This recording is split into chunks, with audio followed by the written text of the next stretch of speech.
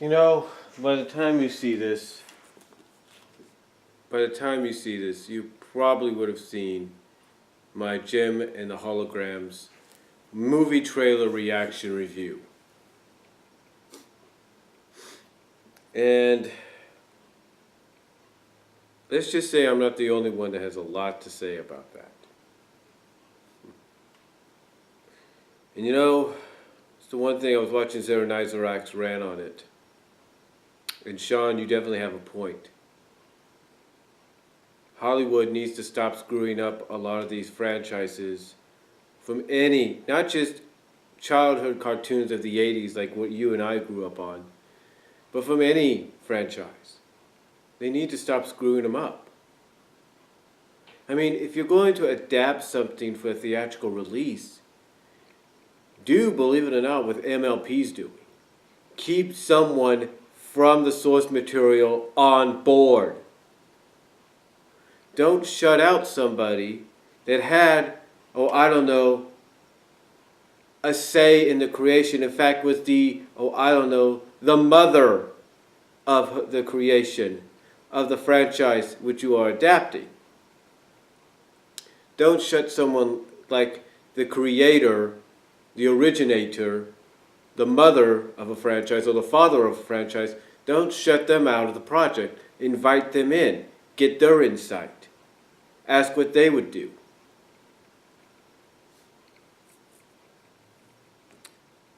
But did Ryan Landers, John M. Chu, did they do that?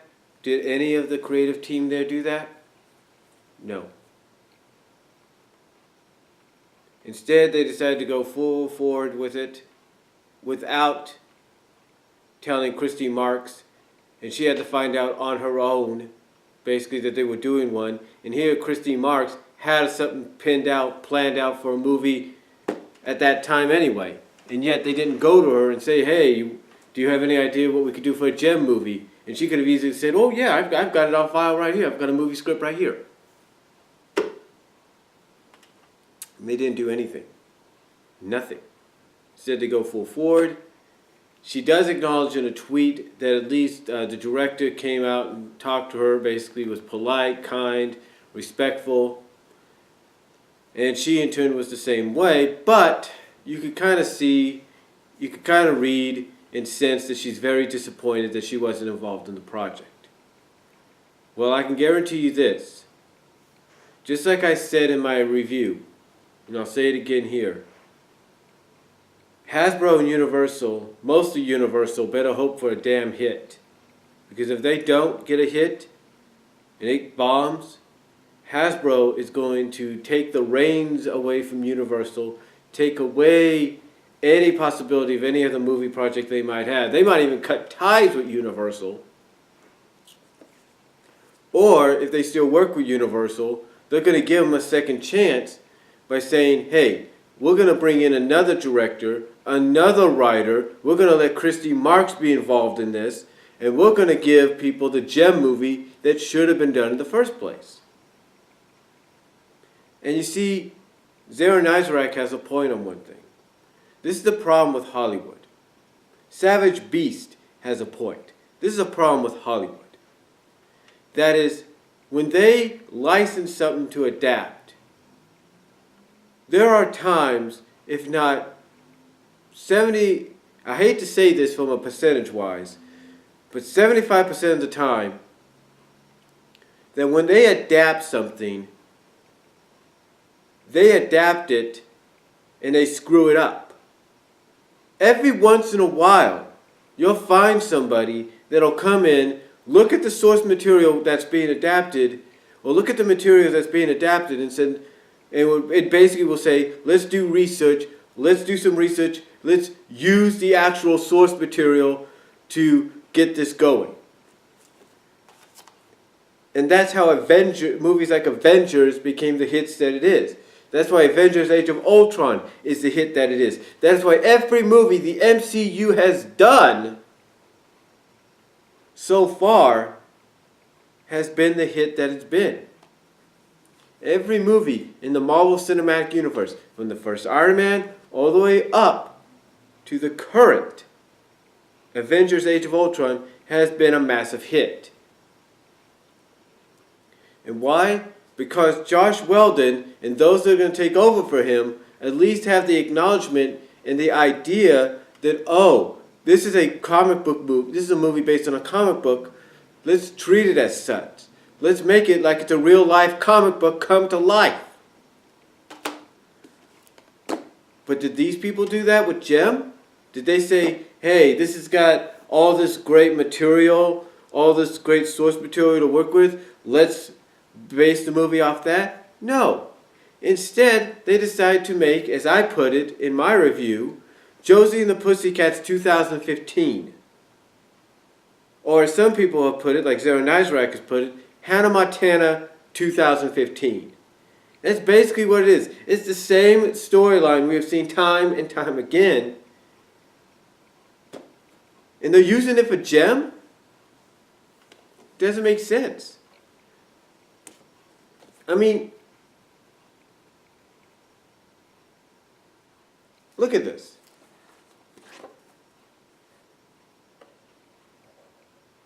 Read what it says there. I don't know if you can read that well, but read that. Okay?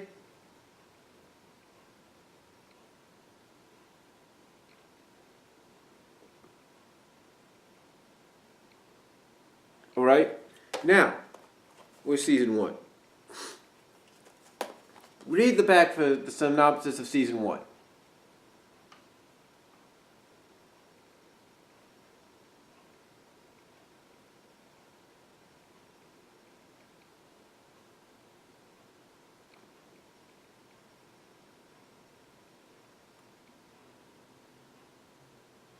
All right?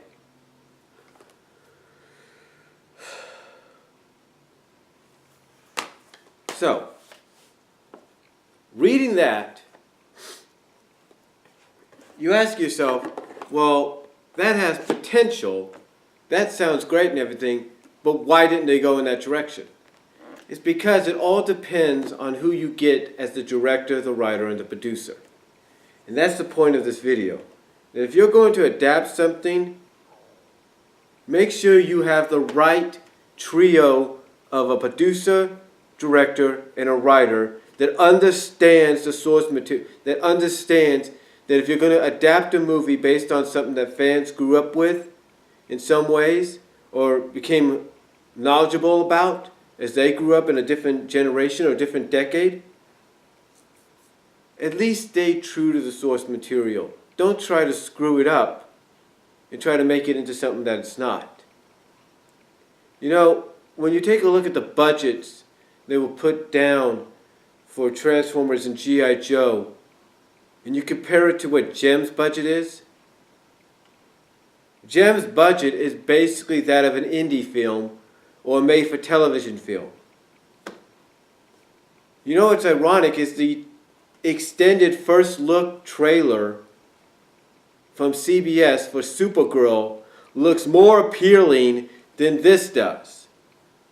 And it looks like a bigger budget was put into it, and that is basically going to be a 1-hour television series.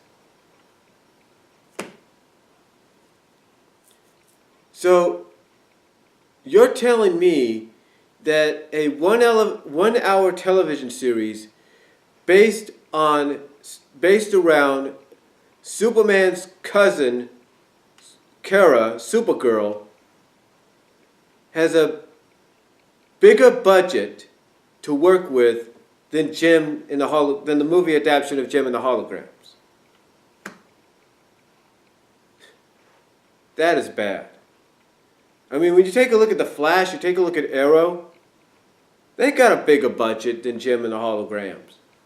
And again, just like Supergirl will be, they're 1-hour shows on the CW. There is a lot of shows, whether the 1-hour or half-hour, whatever, that special effects or not, CGI or not, have bigger budgets than what Jem and the Holograms movie's having.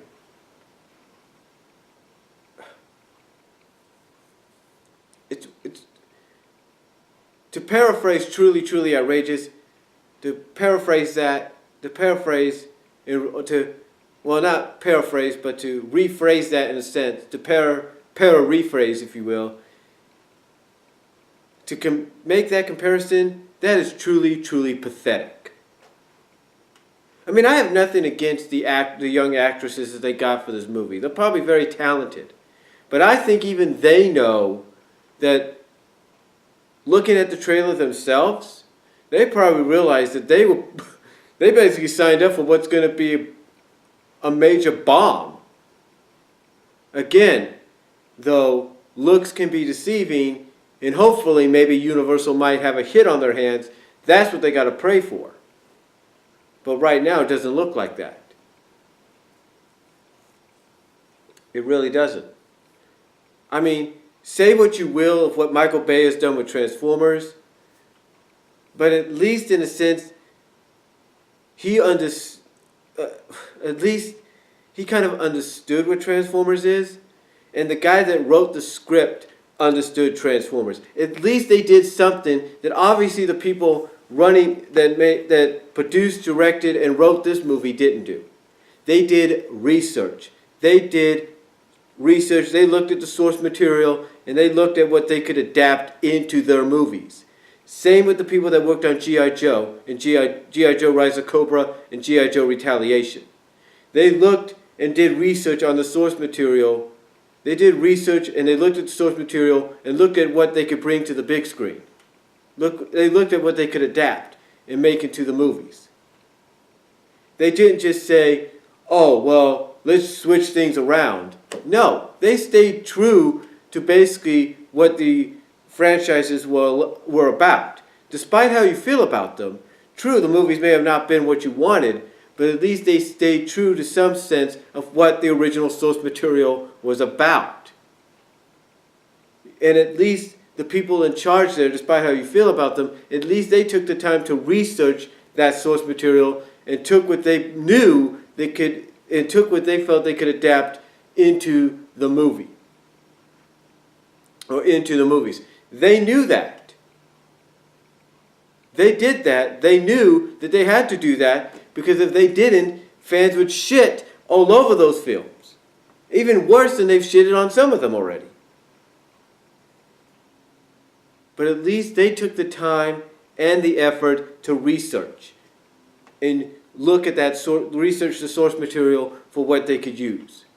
They did not just look at it like these three people did and say, we'll just use the names of certain things and that's it. Oh, we'll throw in a little cock tease scene here where she says Showtime Synergy with her earring. And what is that supposed to mean? I mean, are we going to get synergy? Is this trailer basically a deceiving trailer? Is this basically the cover to the book that we have yet to open, to the story that we have yet to see or read? Because if it is, this trailer did a hell of a job in duping us. But the point is, getting back on topic here, the point is, if you're going to adapt, if Hollywood or any of the major studios are going to adapt a franchise, any of the major studios, production studios, movie studios, whatever, if they're going to license and adapt a franchise, they better make sure they have the three main elements that are going to make it a good adaptation. A writer, director, and a producer that know the source material and can give us the movie adaptation we hope for. And at least put the money behind that adaptation to make it as good as it should be. Because you know what? When someone comes out like I've done, like I did here, and say that a 1 hour series that's coming in the fall, just by its first look teaser trailer, like Supergirl on CBS, has a bigger budget and has more appeal and is more faithful to its source material than some things, that's saying something. And the same with the Flash and Green Arrow. Supernatural has a bigger budget. That's what I'm getting at. If you're going to adapt something, if you're going to do an adaptation, you got to make sure you have one, like I said, the trio of a writer, the main trio of the writer, producer, and director that understand they got to adapt. They got to make an adaptation that's true to the source material in many ways. And you can update it for a new generation, a new decade, and all that, or a new millennia, whatever. But you need to make sure they understand if they're going to even, modernize this adaptation, that they need to stay true most of the time to the source material. In the case of Jim, if I was the three guys, I should have done my research and said, okay, let's not spend a month, which that's basically what it was according to Wikipedia, a month filming this. Let's spend maybe 3 or 4 months filming it, maybe 3, 4, 5, 6 months filming it. Let's get some special effects in there, some CGI. Yes, let's get some CGI. Let's build some kind of platform that we could say is the main computer known as Synergy. Let's bring in some other actresses that could be the misfits. Let's bring in maybe a cameo by a boy band. No, well, not a boy band, but let's bring in a cameo by another band consisting of 2 females and a male. Even if it's a short cameo, give us an idea of what to expect in the second film for the Stingers. Let's do that. Okay, you can get away with gender swapping the main villain. Okay, you could do that if you want to, because if you want to update it for the more modern era, that's fine. Hell, they did it with Ninja Turtles. But still, you could do that if you want to. You can, like I say, modernize it, bring it into the 2015s, or bring it into 2015 or 2010s, if you will. But the one thing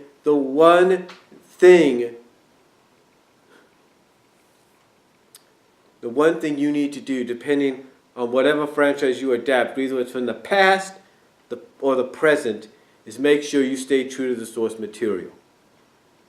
I mean, can you imagine, let's put it this way. Jason the World Warriors was one of my favorite cartoons growing up. Can you imagine a company doing a live-action adaptation of Jason the World Warriors, and the movie basically has nothing to do with Jace, but yet it has the Jason the World Warriors name plastered on it? It's like, okay, and instead of having a villain like Mastermind and his crew as the villains, you have just some generic bad guy. It's like, where's Mastermind? Well, not Mastermind, but where's Sawboss? Basically, that's his name. I'm sorry. Where's Sawboss? Where's his minions? It's like, where are they? That would be my thing. And instead, you would have this generic guy and his group of guys. It's like, where's Sawboss? Ross, where's these plant creatures? They turn into vehicles. It'd be like that. It'd be like if you did basically a movie like that and you placed the Jason the World Warriors name on there just for namesake. Just for name value. It's like, you're like, yeah, it has the name, but it has nothing to do with Jace. It's not the Jace we know. It's like with He-Man and the Masters of the Universe coming out.